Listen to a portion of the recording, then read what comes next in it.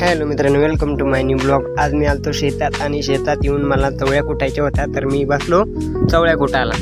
मग मी चवळ्या कुटून घेतोय, तर लोक तुम्ही माझ्या व्हिडिओला लाईक करा आणि सबस्क्राईब करा। त्याच्या बाद मग मी निघालो निंबाच्या सावलीखाली।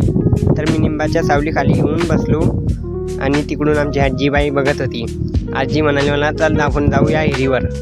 तर मी मग म्हणलं हो चाल, काय काम करते इथलं उन्हाचं। तर म्हातारी म्हणाली चाल। तर मग मी निघालो आणि मी घेतोय माझी बॅग, म्हणजे की ती चवळ्या कुठलेल्या होत्या ते घेऊन जायचं होतं मला घरी।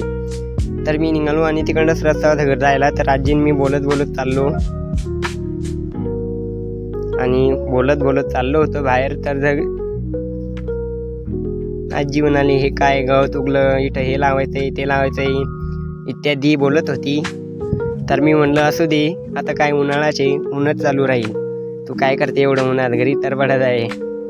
आणि तेवढ्यात मग मी आलो आपल्या हिरीवर आलो आणि हिरीवरला दृश्य नजारा बघा।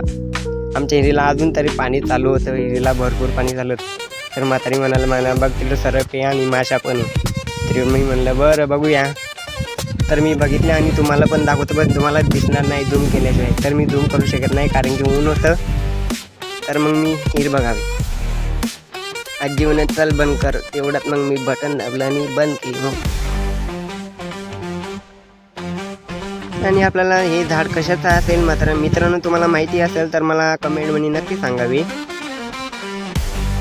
आणि तेव्हा मग आलो मी निंबाखाली आणि आपली गाडी होती तर सावलीत लावलेली, बसलो आणि किक मारली आणि घरी निघालो।